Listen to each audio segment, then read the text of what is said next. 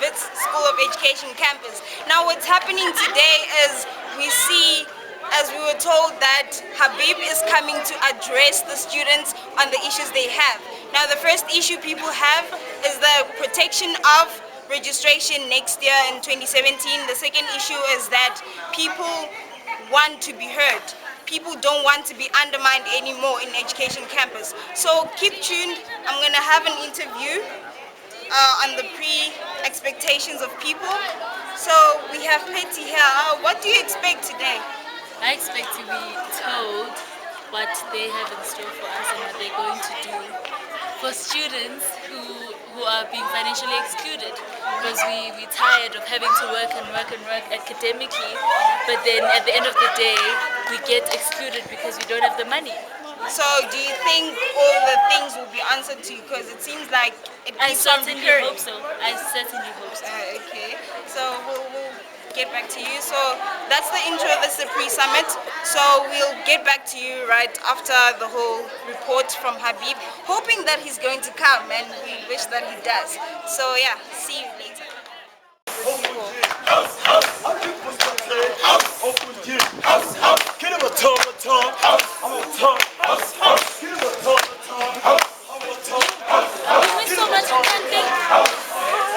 What happened to that? It's promises, but we want the VC to make full commitments. We want the VC to commit himself with the Students of Education campus. We want the VC actually to promise us, actually not to promise, to make full commitments that none of our education students must be excluded by the end of the year. We want the VC not to address us, but we are the ones who have to address the VC, because we're tired of his lies. In 2013, when he was appointed, he made promises, but he didn't even fulfill any of his promises. The VC always commits himself in bad faith. That's what then I can say for now. Yeah, so what we're expecting today is really that commitment from the VC. So we want to make sure that, by the time the year ends, no students goes home. In fact, by now, no students should have, no student should be without funding at this point in time. Because these students are staying in private accommodations. What are they supposed to eat? How are they supposed to pay those monies? Then if you want to send them home now, what is it that you want them to do at home? They've been here for 4 months. So sending them home, what is it that are you saying about the future of the country, the future of their education? So we want these students to be here for by the end of the year, and want them to continue studying with us in classes. That's what we want from the Vice Chancellor. Thank you.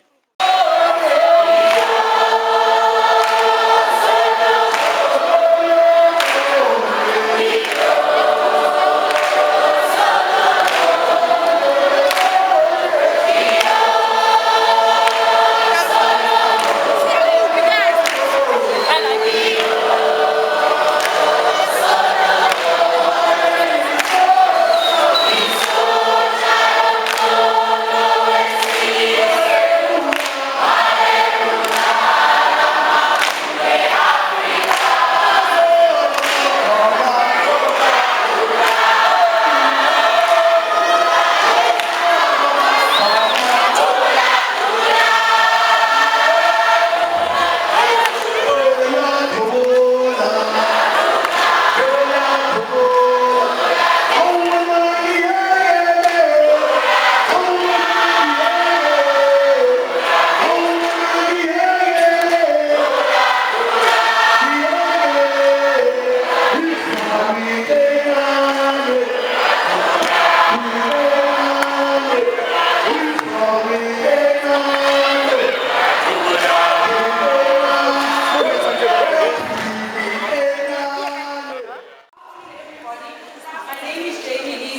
those of you who don't know me, I am the chair of the current ESC.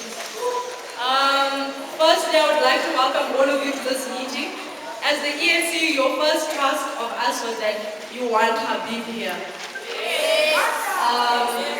We were 2 days in office when we got this task, but students of Education Campus, Habib is here.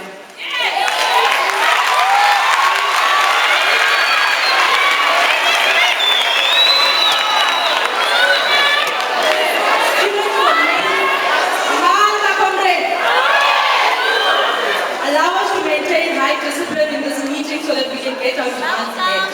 When we lose discipline, we only hurt ourselves because we won't be heard. Coming from main campus, we'd like to acknowledge your support and your solidarity. We thank you for coming to join us today.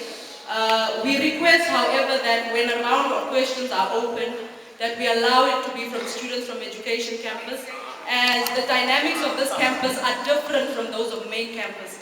Our issues on this campus are different.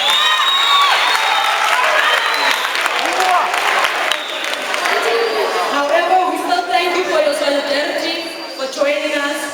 Amandla comrades. So the purpose and the funding, on Friday we submitted a memorandum of a list of demands to the senior management of this university. All our demands, many of our demands were in that memorandum. However, the purpose of this meeting today is to address the funding crisis of the teachers on this campus, student teachers of this campus. That is the purpose and the theme of this meeting. You are requested not to derail this meeting. If you derail this meeting from the purpose of funding, you are stealing funding from students of Education Campus. Can we please remain on the purpose of this meeting? So the issue, the problem, and I'm saying this to the panel if they would listen to the meeting that they came to. Thank you. The dynamics on this campus are different. You see, with a law student, they can apply for NAPSIS, they can apply for government funding, and they can also be funded by the private sector of law firms. Engineers can be funded by SASO, they can be funded by SHA. However, as teachers, we don't enjoy that luxury. We are either funded by FUNZA, by NAPSIS, or by yourself, or by an AOD sometimes when you can't pay your bills. So, while we called management here also, please think of how to sell out degrees to the private sector. We need funding from private sector as well. So the memorandum, the agenda which we've planned is as follows. Professor Habib will respond to the demands of the memorandum that we submitted on Friday. We'll respond with implementation timelines and time frames. Thereafter, we will open 2 rounds. We'll open 1 round for 3 questions. They will respond. We'll open another round of questions, and they will respond again.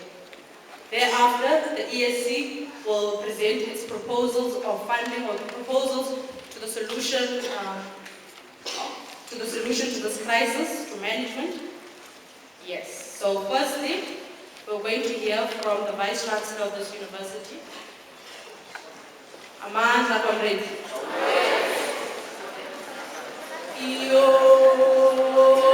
Solomo.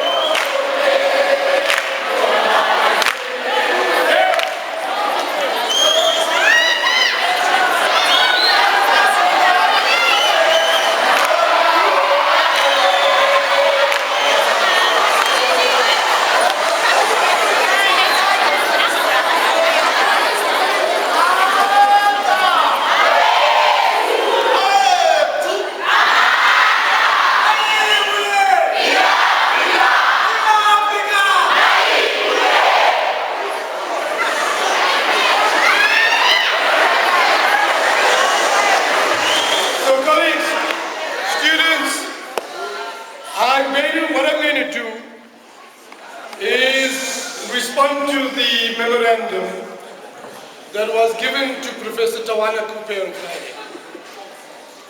And what I'm going to do is respond to each one of those demands and tell you what exists and what doesn't, and what is possible and what isn't. And then you can then ask us questions and clarification as the chair had suggested.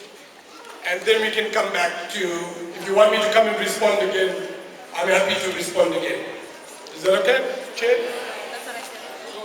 All right, so let me start by, I have watched Twitter and I have watched some of the remarks being suggested that I have not come onto this campus. So let me give you the information. On the 28th of August 2013, when I started, we had a first meeting at the education campus here, at a town hall meeting. In 2014, there were two meetings. On the 7th of October 2014 and the 14th of May 2014. Both of those meetings in 2014 were with both staff and students. In 2015, in 2014, some of the students said that we want separate meetings. And so in 2015, which was last year, there were 4 meetings. Let me give you the dates. On the 4th of May was a student meeting. By the way, you can check all of this. On the 20th of August, there was a meeting. On the 12th of May, there was a separate meeting with staff. And on the 14th of May, on the 10th of September, there was a second meeting with academic staff. Now these, by the way, are verifiable. The documents are available. The posters are available. And frankly, at both meetings last year, we did not have enough students turn up at the student support. There were a couple of individuals who did come. Now there's 2 explanations for this. There's either you don't know, which means our communication is not going to you. And then the question is why? And we'll have to sit down and ask what mechanisms we're using. But I was here on 4 times last year for town hall meetings. No? So you can, guys, we are at the university. We are at the university, we operate on evidence. If you think I'm lying, go and check it. I've given you the dates. The 4th of May, the 20th of August for 2 town hall meetings. Chief, you asked me to speak. Let me finish. The 2nd is the 7th, 12th of May and the 10th of September. So clearly, there's a problem either at the level of communication, because clearly when I'm coming, the students don't come, and then I'm told that they did not know. So we got to figure out what's going on. But here's the dates, and here's where we are. So that I just wanted to do by way of introduction. I'm going to come to the issue of the finance last because I think it's important. The first demand was standardized marking. Currently, assessments are marked without a guide, and this leads to unfairness. Now, there's, by the way, for everything that I'm going to speak about here, there's a formal document which we've written, so you have a formal response and you can hold us accountable. So we're happy to circulate that. We'll give that to the head of the school, who will circulate it to all students. There's a very simple thing to this. You're absolutely right. There should be a standard market. We're happy to investigate. The rules are very, very clear, by the way, that every marking schedule does require a guide, that the guide governs the marking to ensure fairness, and that there should be no tests without simply student numbers and no names. That's the rules of this university. If there are cases where that's not the case, then please bring it through the Educational Students' Council to Professor Andrew Crouch, and we will investigate why and in what context this was done. But the rule of the university is a very clear one. There should be a guide, and there should be anonymity in the examinations, in the tests and examinations. And if that's not the case, then we've got a problem. Please bring it to our attention. You got my email, you got my Twitter, but the person who deals with this is Professor Andrew Crouch. Please forward it to him, copy the head of the school, and copy me so I can follow up on this. The second, we demand on our campus that we have the presence of campus control only to ascertain the safety of education students. I think this is a fair demand. Any student who comes onto our campus, any staff member who comes onto our campus has to have security and safety. If there isn't safety and security, then we've got a problem. At the moment, we do have campus control on the campus. But we also have police. Let me finish. But we also have police, and we have some private security. Let me tell you why we have that. We have that because in the last 2 months, there have been threats to students. There's been a bus burnt in this place. Right not far from here in Nokando, there were 15 students on that bus. It's unacceptable. And you're right, we brought private security. But when 15 students are on a bus, that's like my children. When you attack my children, you respond. So let me be honest. Let me finish. I want to be clear. If there is any attempt at us, any attempt, we will have private security here. Let me read a letter to you from a student, a black student. It shouldn't matter, but it is a black student.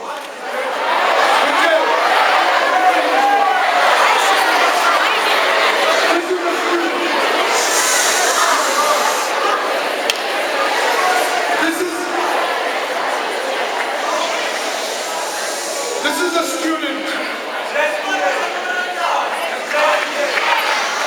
So good day. Let me finish. Listen to the student. Good day, VC. This is my story. I'm quoting here. You can, by the way, check it with your Education Student Council. I'm happy to make this available. I was at Maine on Monday, on the 4th, in a queue to sign a loan agreement with NSFAS. And suddenly a group of students instructed us to leave the financial aid office. We didn't resist. We walked out while I was about to. But they poured something which I think was tear gas or powder. And it affected me the same time. I felt tears coming out and I couldn't breathe. My friends tried to take me out. I fainted. The campus control took me to campus health. They tried to help me, but yesterday I went for pains in the chest and breathing problems. Since they told me to come back, if I feel anything, they gave me asthma spray and pills and chest medication. I'm very disappointed that I now have to live with asthma for the rest of my life.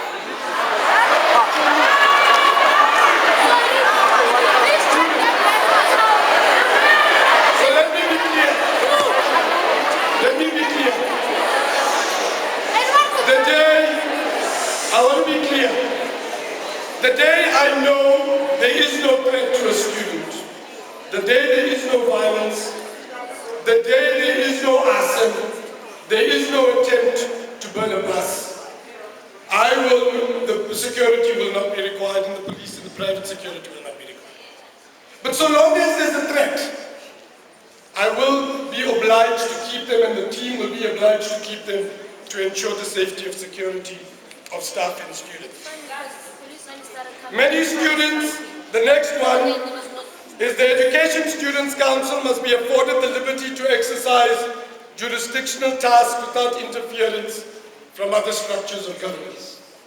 In principle, I think that that's perfectly fine. You should be entitled. There is, within the framework of rules, educational councils. They are given direct authority. They should have direct authority. If there is a tension between that and other structures, then bring it to our attention and we'll see if we can address it. I don't see in particular why there should be a problem with that regard. Many students on our campus from different racial, religious and cultural backgrounds are excluded as they are not catered for with regards to the food which is sold on the campus. The shops need to make prices more affordable, and we need to allow for small businesses to be developed. Now this was raised, by the way, at our meeting on the 7th of October in 2014. In February 2015, we withdrew olives and plates because they said, and they were very expensive, and they said that they could not create a sustainable model. In 2015, we brought in gablas. We're selected, it went through a procurement system. It was based on the ability to deliver products offering 12 Rand for an entry burger and 25 to 30 Rand for pickup points. There were lots of, we waived rentals. For them to make that price, we waived the rentals and said you don't have to pay rentals. But there was a lot of complaints about Ngamlas. And so we withdrew them and said effectively that this was not allowed, partly because there was a service problem and a lot of students complained, and they voluntarily agreed, a mutual agreement was reached for them to vacate at the end. Currently, the retailers currently at the Parktown Education Campus is Theo's and the OMP truck shop for the bus stops. The permanent mobile units were requested, and there is a process that needs to be done. By the way, one of the rules, by the way, it's government rules. When you offer a space for people to come to eat, and where you buy, you have to comply with health policies. You have to comply and make sure that the food is checked. And given all of the regulations, there are very strict regulations. But to say we've not done anything, we withdrew olive and plates, we brought in ngablas, we withdrew them after complaints, we brought in Theos and OMP. If there are any further requests, and there is a question about some people saying to me, when you go to other universities around the world, you have these carts where you can buy cheaply. I have asked for that, but one of the big challenges we have is around health policy. But it's possible to do, and there is somebody here from services, so if you send me requests about precisely how and what, through the Educational Students Council, we will explore that and put that together, in addition to Theo's and the ONP tuck shop.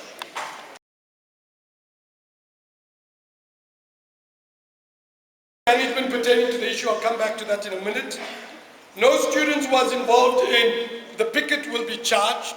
We've got a very strong regulation. It's a constitutional obligation. If you were involved in peaceful protest, nobody will be touched. If you were involved in assaulting somebody, if you're involved in burning something, then we will take action. But if everybody has been participating in a peaceful protest, we will not take action as per our constitutional mandate. Library to increase working hours. Library to increase working hours. Please send the request. There is a new library head. Send it to the library head, and copy me on it so that I can check on that. Let me come to the issue, a response to the memorandum in 48 hours. Obviously we didn't make that, but we've come here now. Here's the issue that everybody is worried about. And the issue is this. It's really a request, if you like, by what has happened about the Futsal Lushaka bursary. And effectively the situation is this. A number of people applied for the bursary. As the chair said, it is one of the big bursaries for students, teachers, and it has been introduced over the last couple of years. We have received, as I understand it, quite a few, although 490 students did not receive the bursary itself. Effectively, the total cost of that amount for the whole 490 is 40 million rand. 40 million. What I then did is we had a number of responses around this. And so what we did is we have been engaging with a number of people in that regard. On Saturday, I wrote to the Department of Basic Education. Remember, the Funza Lushaka bursary comes from the Department of Basic Education, not from DISFAS. DISFAS just administers it. But the decision making comes from the Department of Basic Education. I asked them, why did 490 people be excluded? And effectively, their answer was that we got more than the national norm. But here's that, I'll read for you what the person from the Department of Basic Education said. Dear Professor Habib, signed on Saturday. Thank you for your email. I'm aware of the protest at WITS on Friday, and we have responded to several inquiries from the Department of Higher Education and Training, NISFAS and WITS on Friday. The Funza Lushaka bursary is a merit bursary, and the program aims to only fund 25% of students enrolled at public higher education institutions for recognized initial teacher education programs, namely the Bachelor's in Education and the Postgraduate Certificate in Education. The Funza Lushaka bursary program is not a financial aid program for students. The Department of Basic Education and the basic education sector uses the program to address critical teacher shortages in specified subject areas and school phases. In order to achieve this goal, the department relies on the higher education institutions as the only providers of teachers to the teaching profession. A Funza Lushaka selection committee was held at WITS on 22nd March 2016. The selection committee consisted of officials from the Department of Basic Education, the Provincial Department of Education, the School of Education at WITS, as well as officials responsible for bursary administration. The selection of Funza Lushaka bursary holders is done in accordance with criteria that are predetermined and contained in an approved policy. The results of the Funza Lushaka selection have not been released as the selection lists are still being finalized by WITS and will be forwarded to the department for verification before the department forwards the list to NISFAS and elsewhere. The Funza Lushaka coordinator at WITS will inform students of the outcome of selections once this process is complete. Students have always been encouraged to apply for alternative funding sources, especially NISFAS, as well as not to rely solely on the application for the Funza Lushaka bursary.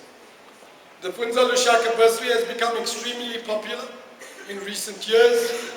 During 2015, we received 51,000 applications for approximately 4,000 bursaries available for new applications countrywide. You're welcome to contact me should you further informate or should you want to engage further on the strategies. That's the Department of Basic Education. We have two challenges. The first is 490 students have not qualified, well, have qualified, but have not got the bursary because of the shortage. I'm told by Professor Crouch that we've got more than the national average. We've got 6% rather than the appropriate 4% that other institutions have got. So we've got more than other institutions in relation to proportions. Our problem is what happens to the 490 students. What we've done is, as I said to you, I wish I could say we can waive that. At a cost of 40 million rand, this education school will go into a complete crisis. The choice is the following, and this is what we've decided. The first is no student will be deregistered. We've made that very clear from December last year.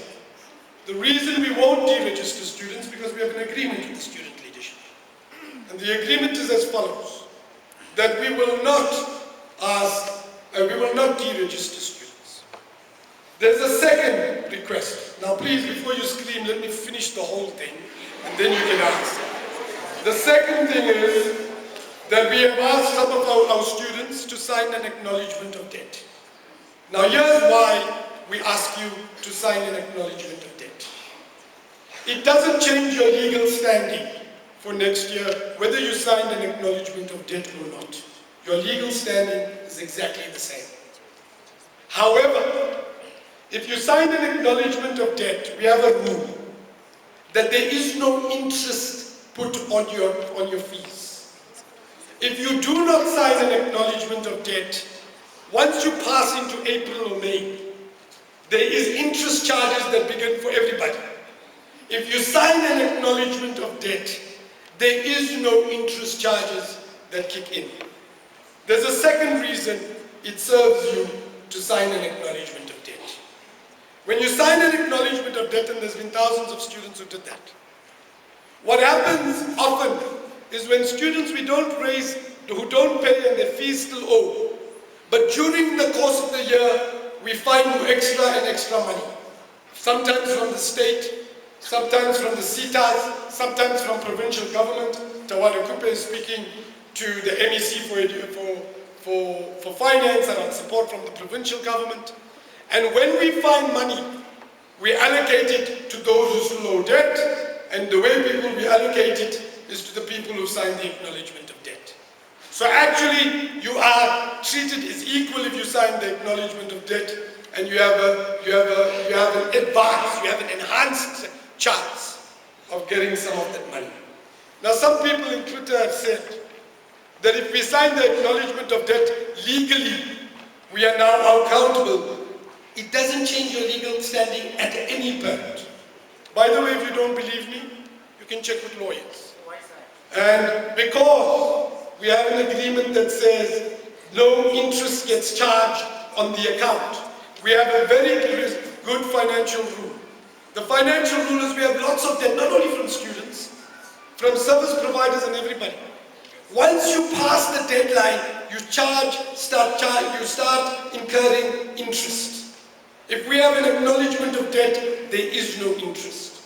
And that's the purpose. Now guys, you can check this independently. You can't just say you lied without having any proof. The question is, if you want to check it, come check the rules. You've got a leadership, they must check the rules. We've got the rules, we'll make the documentation available.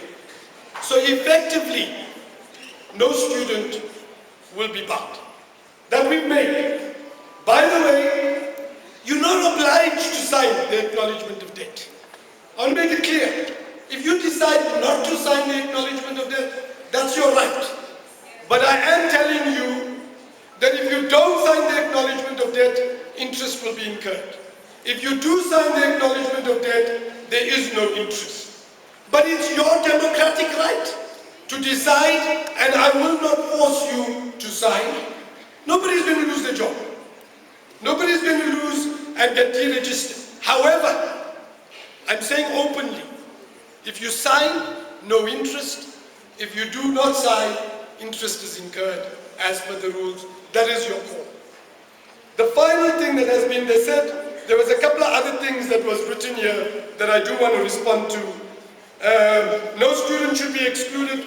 I've said this is already an agreement we have. The financial aid office on campus. By the way, there was a person who's in charge of Shaka on campus. This person is working from home, Hunter. She was on study leave, she is back here. And so that is something that I have heard, colleagues, I have heard that some staff members have said to me that they've been threatened. It's not right.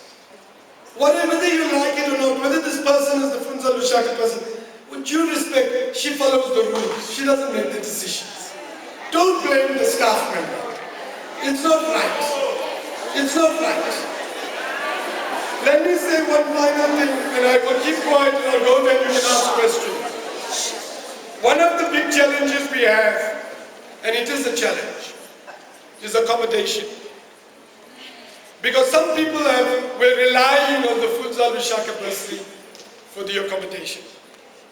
And we've got a serious problem here. I don't want to lie to you. At the moment, we have got 6,600 beds. We have 34,000 students. Now we have given an instruction to build more buildings. By the way, we're not going to be finding the money from private service providers. I wish we should pay for ourselves, but we don't have the money. So effectively, there is more buildings that we've got plans on building. But as you well know, that's going to take a number of years. And so immediately we've got a crisis. And we're dealing with this on a case-by-case basis. So where we do have, there is an arrangement we've made with the Dean of Students that she try and assist in emergency accommodation.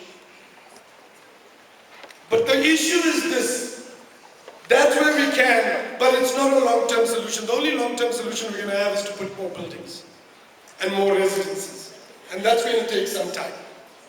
The final issue I want to end with is a lot of people say to me, what is the cost of the 409 students? It's 40 million rand. Now if you ask me, I would love to say I could waive it. And many people say to me, you know what, we were promised free education. And by the way, you're right. There were people who promised free education. If you ask me, what is my solution? Adam Habib, nobody listens to Adam Habib in government, but if you ask Adam Habib, I'd say tax the rich and declare higher education.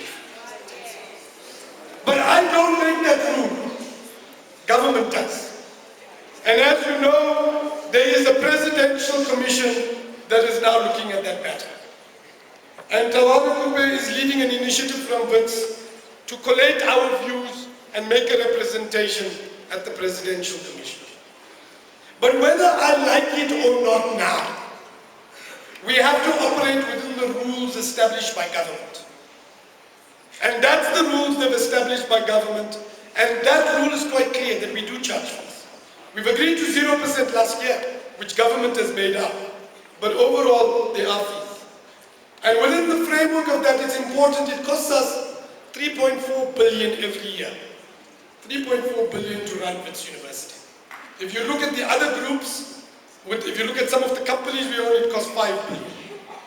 However, out of the 3.4 billion for subsidy, we get only 1.5 billion. So we have to make 1.5 billion up in addition to that. Part of that comes from fees, sometimes through bursaries and sometimes to people paying themselves. And we get about 1.3, 1.4 billion. That takes us to about 2.8, 2.9. And we raise about, overall, another 400, 500 million we raise on the open markets to be able to cover fees. Now, I wish I could declare 0%. But if we declared free education at WITS, I promise you, we would be bankrupt within 6 months and WITS University would close down. However,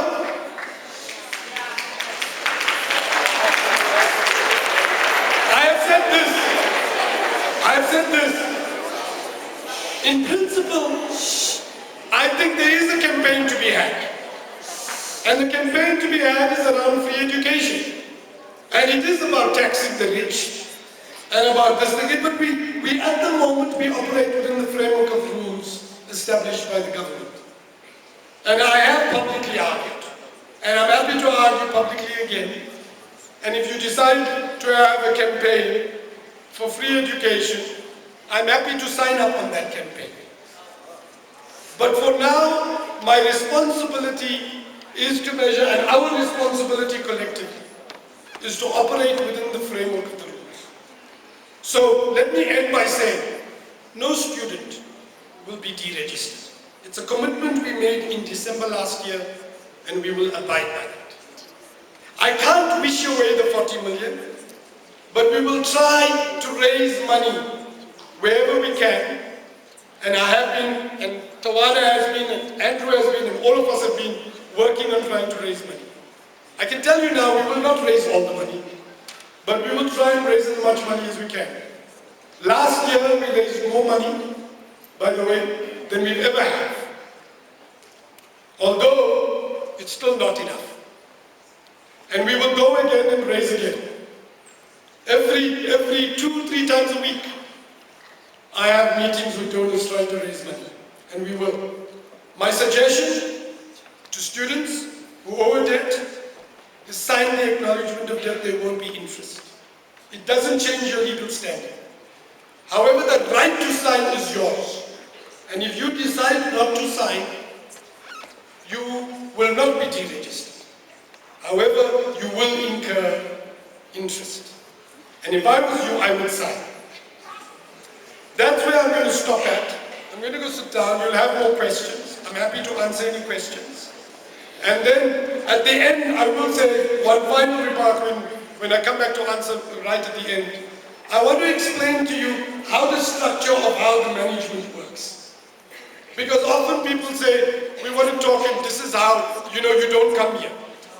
And I will tell you why I wasn't here on Thursday and Friday, and I will give you a structure of our management so that you don't have any problems when you want to communicate with us as we go forward. But I'll come back to that right at the end. Thank you very, very much. There are 3 questions I have with what you just said. You said that the AOD will not affect the legal standing of students next year. Can you please say that in layman's terms? Does that mean we will be able to register next year? Can you go? That's 1. 2, Professor Habib, you didn't introduce the panel that you came into, so we don't know your voice. Number 3, Professor Habib, in the email you read from the department, thank you. In the email you read from the Department of Basic Education, you said that the selection list has not been finalized. However, there are lists all over our campus with names of students that saying the selection is final. So please provide clarity on those 3 points. Your panel, in layman's terms, what is the legal standing? And thirdly, there is a list on our campus saying that the selection is final. However, you are reading an email saying that the selection has not been finalized. Please provide clarity before we move on to the questions.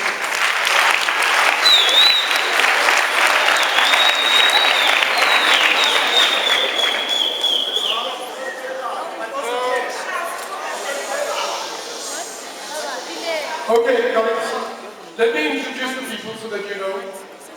Right on the right-hand side is the niece. The niece is in Student Affairs. Pulen is the Dean of Student Affairs. Had to be in Malawi today and tomorrow. And we'll be back at Wednesday or Thursday. And Lamise is standing in for her. And so if any of the issues will be referred to the Dean of Students for today. Okay, so Lamise, that's the only person I was going to suggest. Zebron Pelagasi is the DVC for Research and Postgraduate Student Affairs. Tawana Kupe is the DVC HR and Advancement. Andrew Crouch is the DVC for Academic Affairs and is the Vice Principal and is in charge of all student matters. Karen Brody is the Head of School, as you all know, and I'm Habib, as you well recognize. The issue of the acknowledgement of debt, here's the issue here. The question about whether you can register next year is dependent on the rules we have. Here's the issue. Whether you sign the acknowledgement of debt or whether you don't sign the acknowledgement of debt, we are legally, you're still legally liable. It doesn't change your legal standing. And that's the thing that you can establish. It doesn't change your arrangement. The question you're going to have to ask is where will you be able to register next year? And the question is, I don't have an answer to that. It depends how much we have. If there's not enough, I can't register. Guys, I have just explained to you that the cost of those projects, I just explained to you that the cost of the 490 people is 14 million rand. 40 million rand. So if for instance, we raise the money, then obviously that problem doesn't stand. If we don't raise the money and government makes up the money, then we're in a different context. But if we do not have the 40 million rand, we have to ask how are we going to do it? And that I don't have an answer. I wish I did, but I don't have an answer to that. And I cannot give an answer in abstraction from understanding how much of the context is involved and how much of the money and how much of the debt we are talking about. On the final issue, sorry, Mas? You said that in the email you read, it said that that's a good point. Actually, when I wrote to this guy on Saturday, and I said to him, I want a reply before the end of the weekend because I'm meeting you at 1 o'clock today. So he said to me, that's the reply he gave me. Now, you're right, he said, and I'll just ask Karen Brody to find out why is there a release of names. And I didn't know, why is there a release of names when he doesn't has said that it isn't? So I will need to check that, but I've been checking it in the afternoon. Are there more names that we can give? And is there more names to be released? And I'm going to check on that immediately after this meeting. And we will respond to the Education Students' Council in the course of the next 24 hours by getting clarity on this, and we will respond to you so that we can clarify whether those names are final, why did he say what he did, and are there more decisions still to be made, and can they distinguish? Remember one other thing, I'm told that out of the 490 students, 100 may have applied for NSFAS. If you applied for NSFAS and you qualified for NSFAS, we have an agreement with the Department of Higher Education and Training that if you qualify for NSFAS and you haven't received NSFAS, we can put you on a list and register you, and they will look at paying us back at the end of the year. So for the students who are NSFAS and who qualify for NSFAS, that's what we do, and we will look at.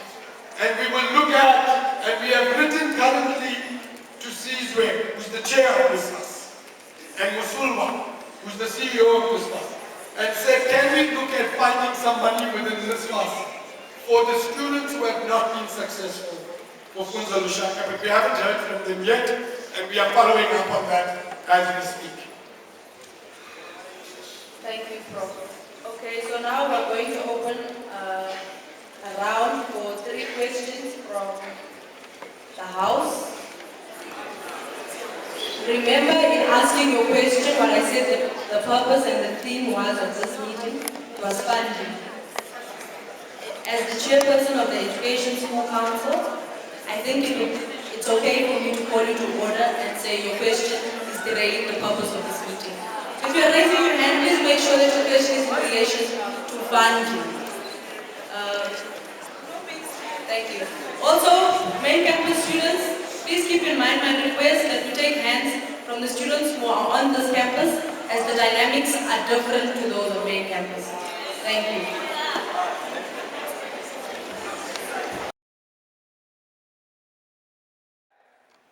Now, when it replies you in March, the question is to say that what should you do, because it's already late at that time.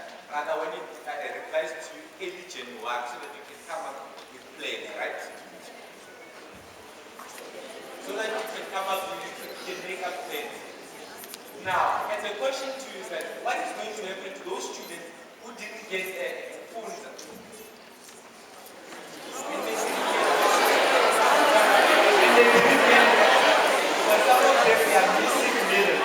So please reply to those questions.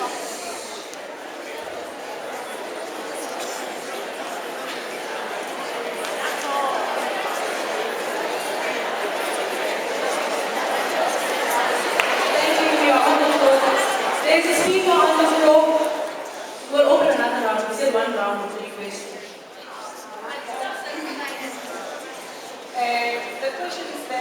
we have regarding funding.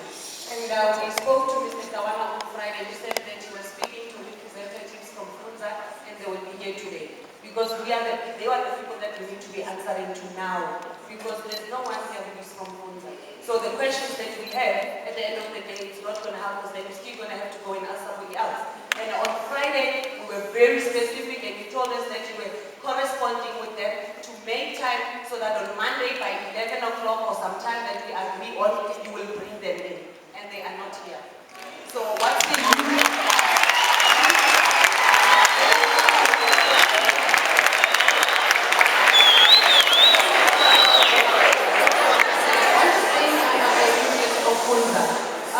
we personally, as students, went through to the Department of Education after years being here and not finding how food works, to go and find out what is the criteria that they're using, what is it that they want. Do they select on merit? Do they select on academics? Because students have got, we're receiving different messages from them. And then they told us that Wits University is the one that's responsible for the selection. We must go to Wits.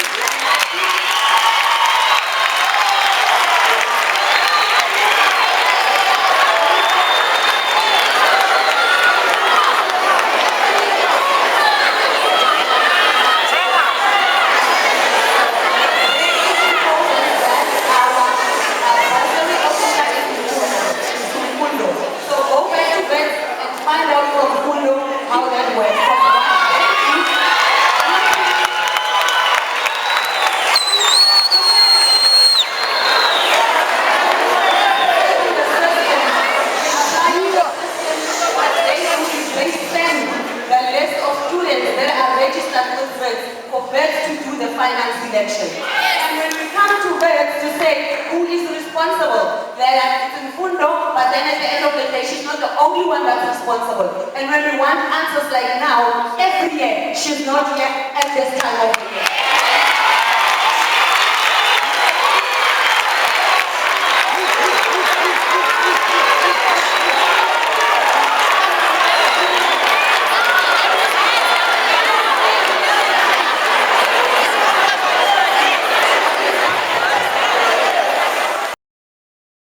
How many actually are you willing to pay, or can you commit yourself to make sure that those students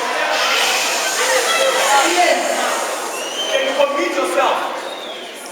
commit yourself to make sure that all of those students will get their allowances, you will pay for them.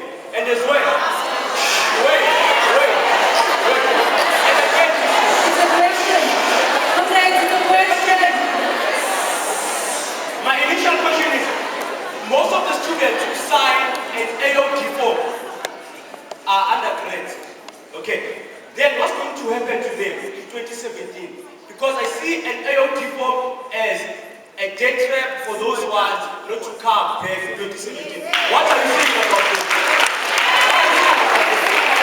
And can I get clarification on that one?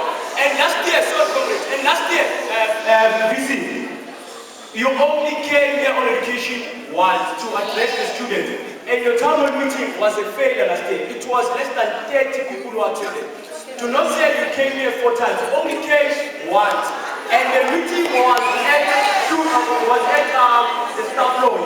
Last year, you did not even address any of us. So, you must know your statement.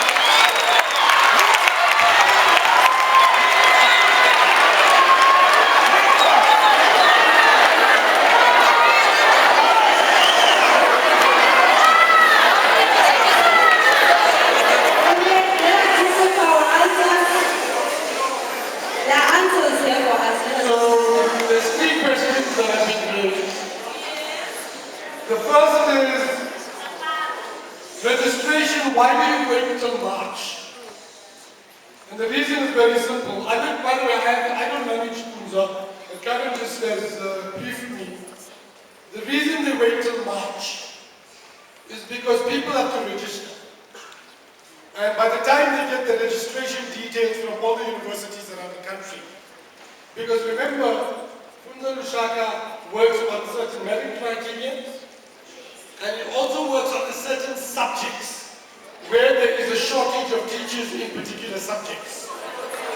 So they wait for that information and they need it, and they need to get it at the national level, so they make the decisions in March, which give them a month to collect the data from all the universities.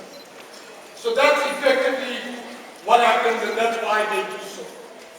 What will happen to students who do not come to Funza, who do not get to Funza? That's the issue that we have to look at.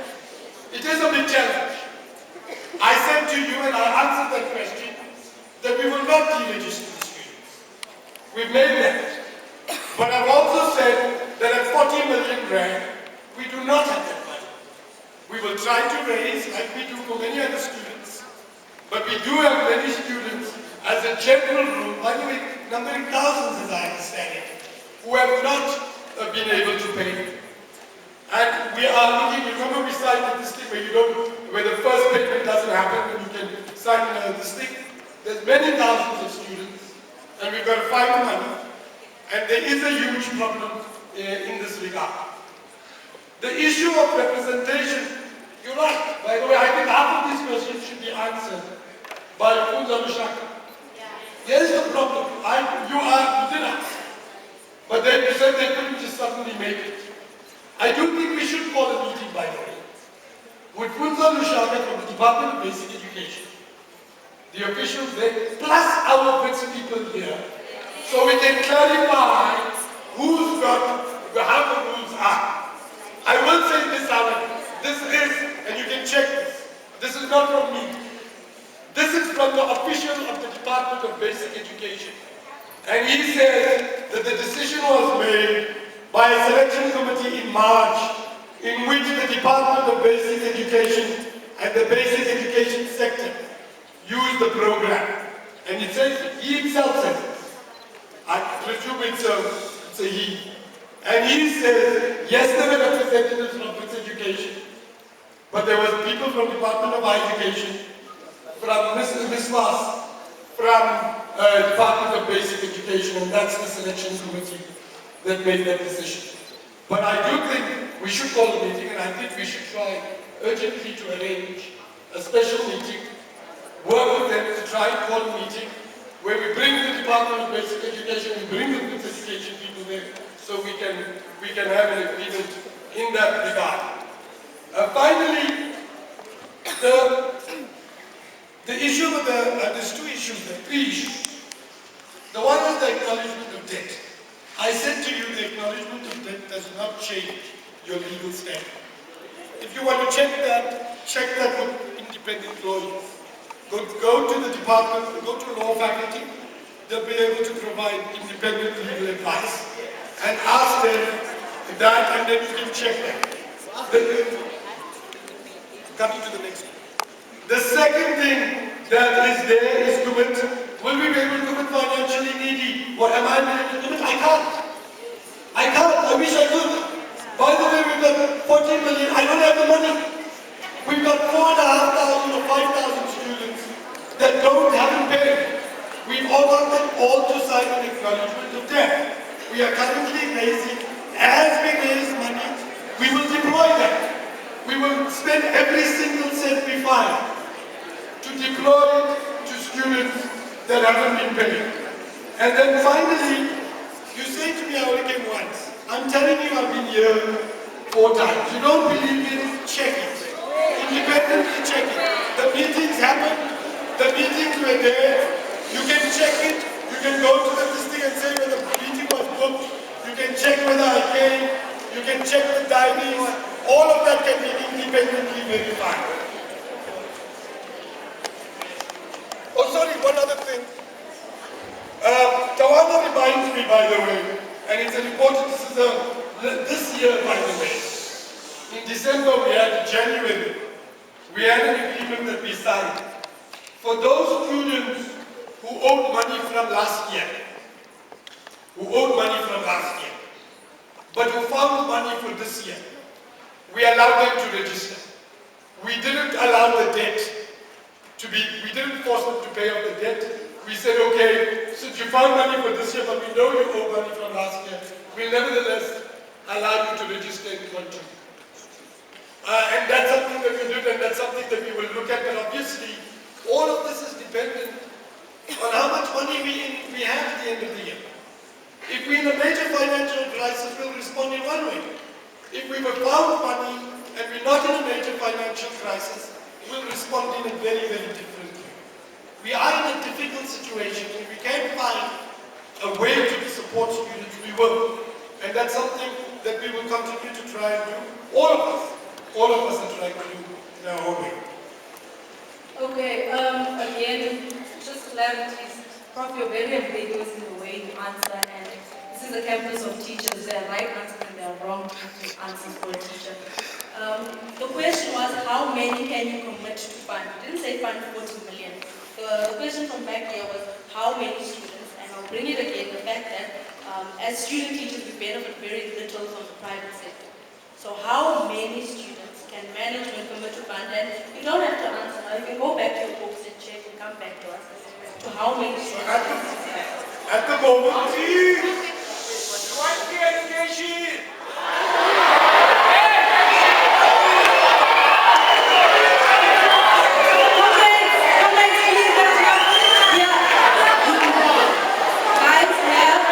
so as you said, I don't, and I cannot make a decision like that. However, what you suggest is a plausible solution. So if you make what we will do is we will look at how much money, there are monies that have been raised. We will look at monies that have been raised. We will see what demand there is. We will look at it and we will formally respond as a management team in the next day or two, so that we will be, once we've had an opportunity to look at the actual numbers, because we can't, I don't give answers without having numbers in front of me. It will be not fair to do so. Thank you, Prof. Also, can you attach, no, not now, but can you attach a time frame on that meeting of Uzana? Can you communicate as soon as possible as to when that meeting will happen? And we can it happen as soon as possible as the situation is a crisis. Okay, I'm going to open up another round of hands. 3 questions. 1,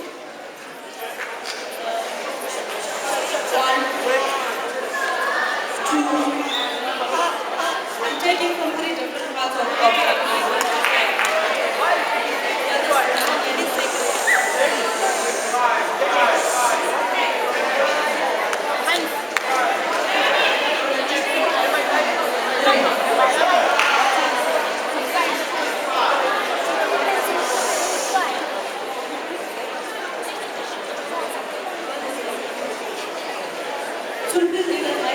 One. There's one. Up there is one.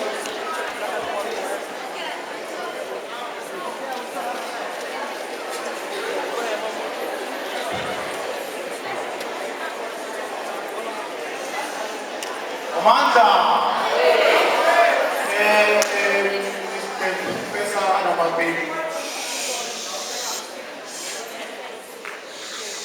I'd like to seek clarity on just 2 things.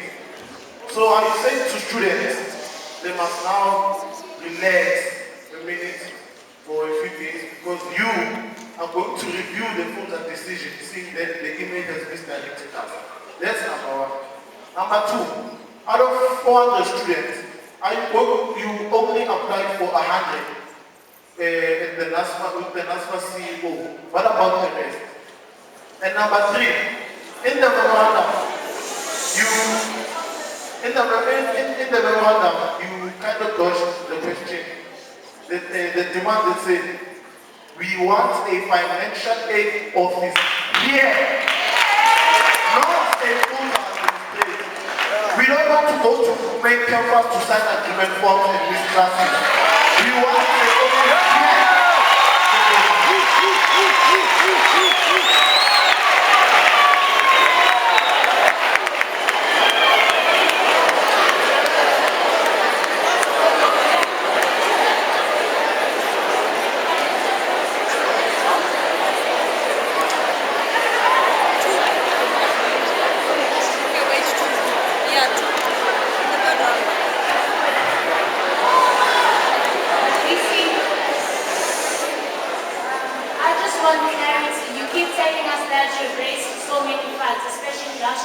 Can the education campus have a share or 2?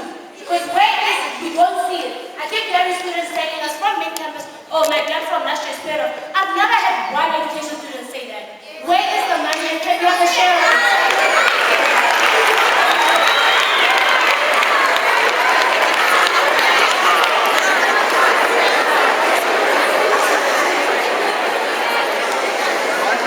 Chris.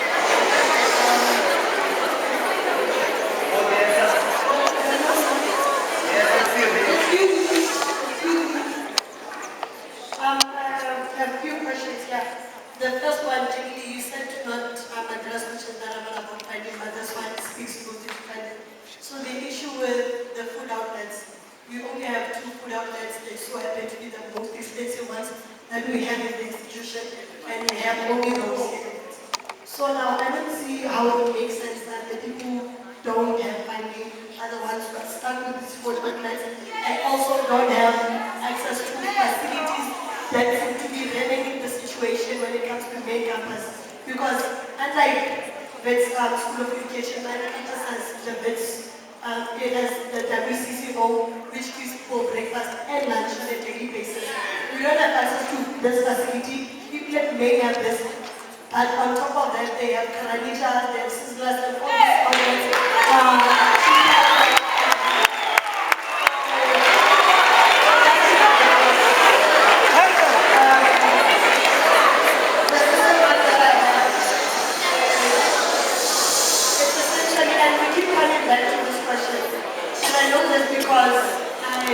I've been at WITS, this is my 5th year. So, and for 3 of the 4 years that I spent, past 4 years, I've been applying for NSFAS. And all 3 times I applied using the same document, and all 3 times I've got the same response, which is me being declined. So even now, I still don't understand the criteria with which WITS uses to decide who is poor enough to get NSFAS, who is not poor enough. I don't understand because, and we've come to realize that there's this thing that we can call the missing middle. So the people who are poor, the people who really don't need NSFAS, and the people who are caught in the middle. So I'm clearly poor. I live in the library. I've been living in the library since January. I shower in the gym.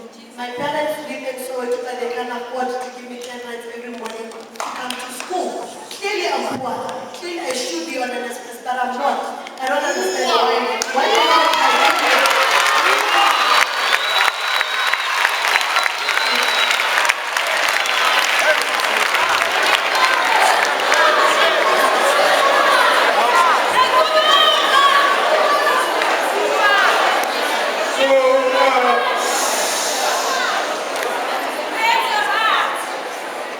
So, guys, let me just tell you a couple of things.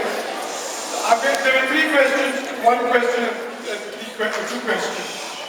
The first that was asked right there was, firstly, where are we going to review FUNZA?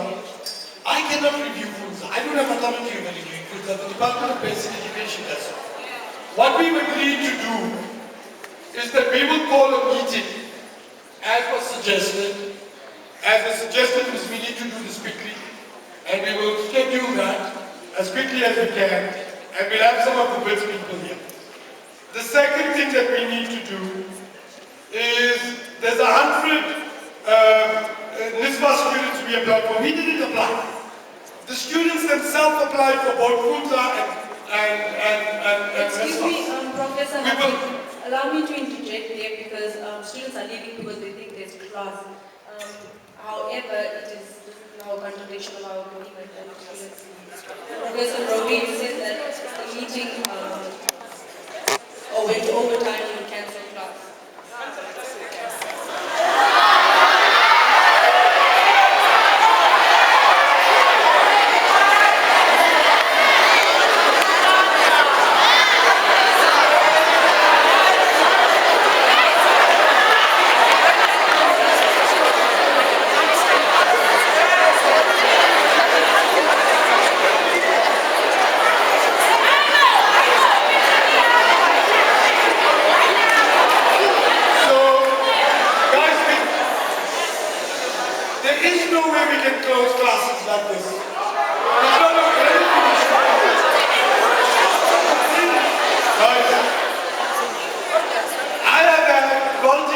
complaints from students about the cancellation of classes happening without this thing.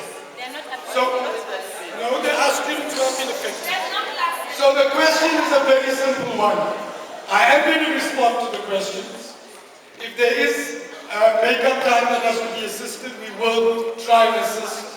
We will have condoned absence as a principle that we have and do allow. But we have to bring this meeting to a close because we have to go to other meetings.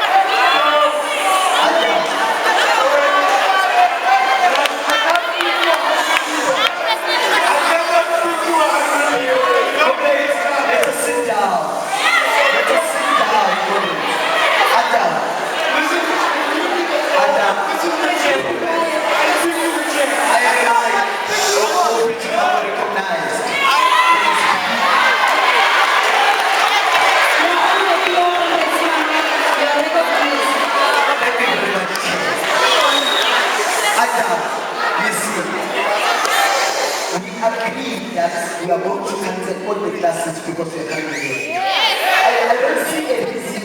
It doesn't make sense. For us, you are here and us but are finished to go to classes. So, Ada, please, take the students. Take the students to sit down.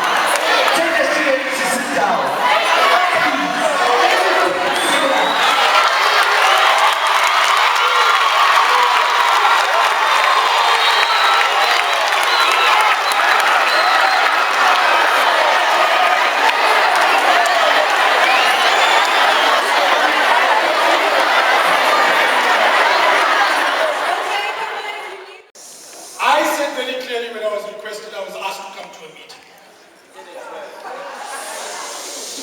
Last week, I was asked to come to a meeting. I was off campus. I was off campus in an engagement around how to finance the research endeavors at universities, given the challenges that have emerged around 0% increase. So I couldn't leave. We had an engagement because I wasn't here. We sent Tawana. We had an agreement that I will come here, and the agreement was that I would be here between 12 and 2. That was the agreement.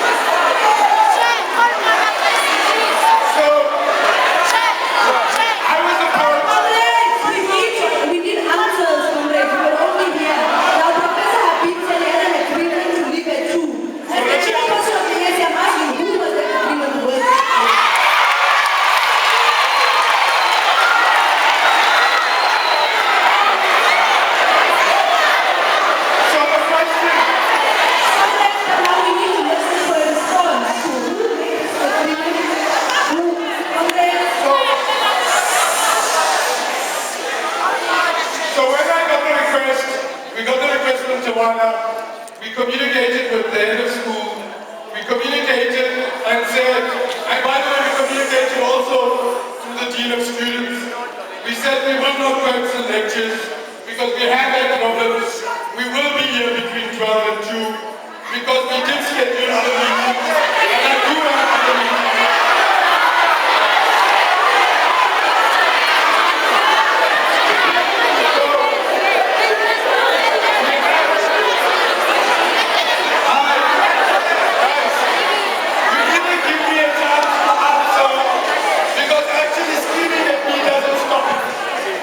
The question is this.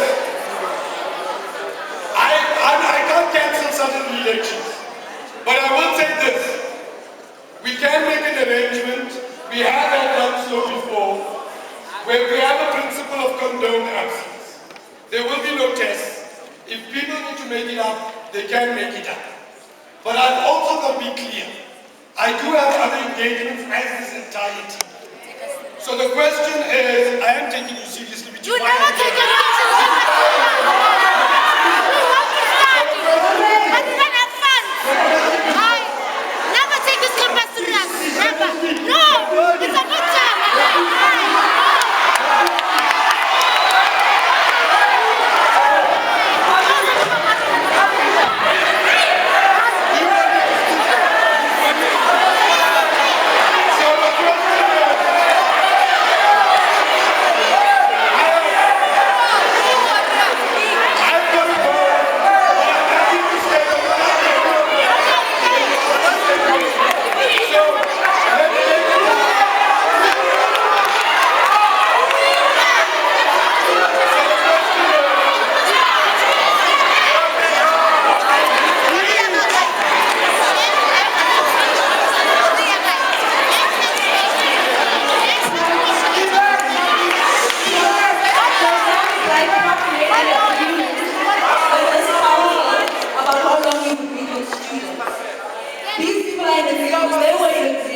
As to how long we would need.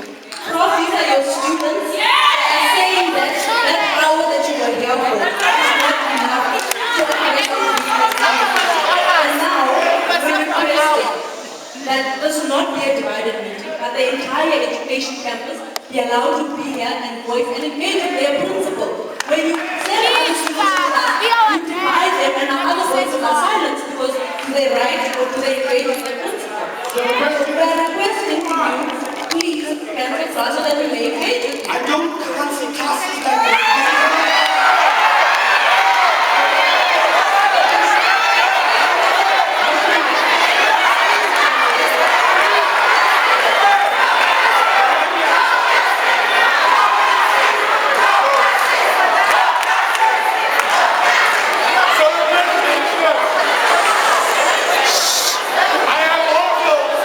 I also have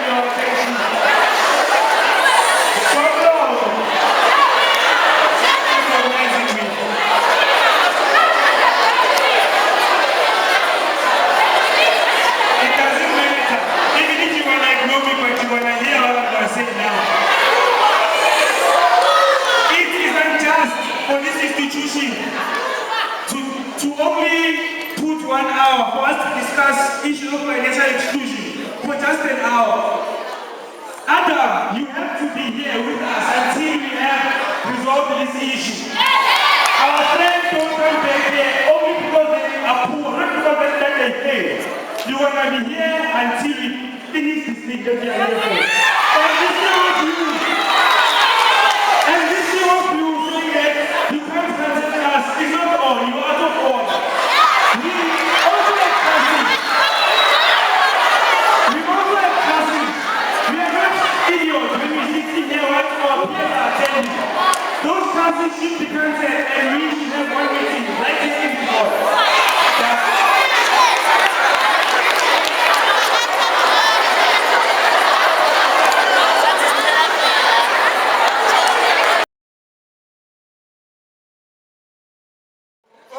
Let me just start by the last question.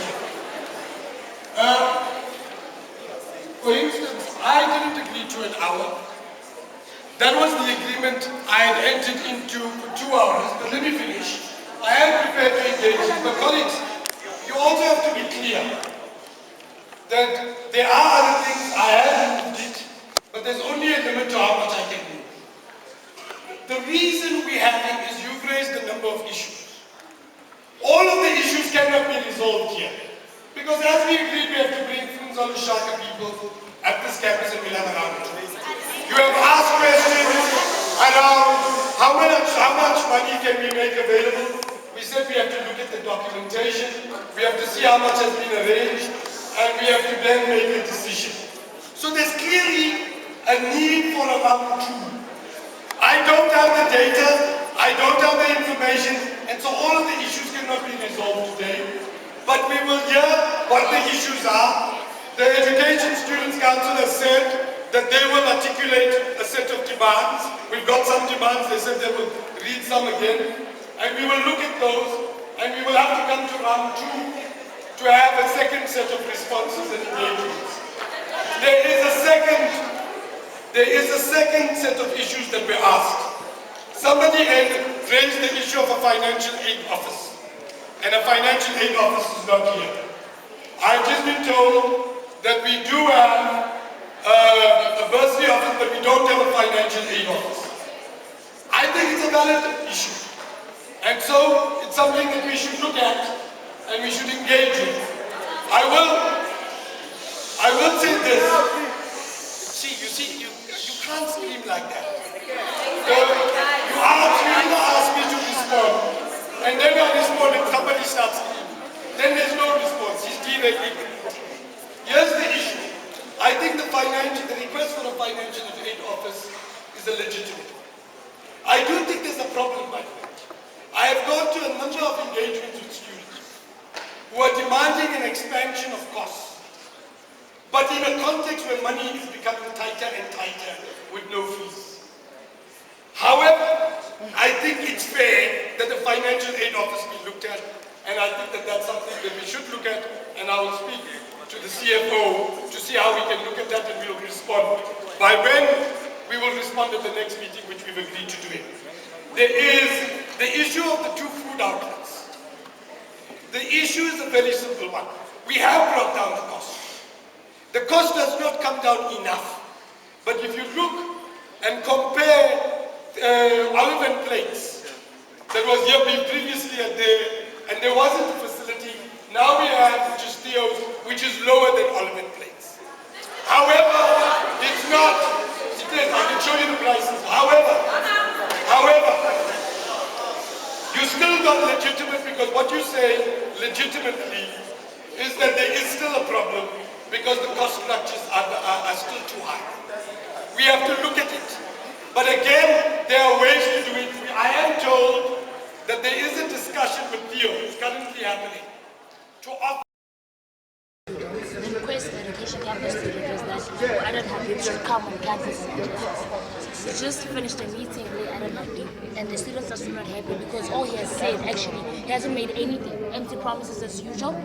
There's no implementations, there's nothing solid that we have on paper, everything's all on recording. So they're saying they're going to give him a week.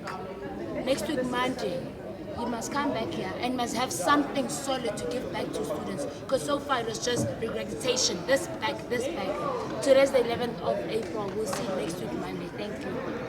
Representatives of the ESC. What are your views, comrade? Tell us, Habib was here. All I had was empty promises. Maybe you can say something solid. Please, what are your views? Personally, from the ESC, we are very disappointed because as it stands, Habib hasn't said anything to us. And we will see on Monday if he will bring solid answers to us as the ESC. But what happened today was a complete waste of time because he said nothing to us. Yeah. So now I don't know if it's appropriate for me to ask you this, but so it means the strike is off. No more shutting down until we wait what he has on Monday. So things go back to normal. We are going to discuss that now with the ESC on how is the way forward because Habib has a tendency of actually making plans and saying I'm coming and I'm listening and then so we are going to sit down now as the ESC and we're going to discuss the way forward. Thank you so much, So my feel from the whole meeting in just one line is that so for me to be recognized I have to wear my poverty on my sleeves. So basically in this meeting if you are not poor enough they didn't recognize you. That's what I felt.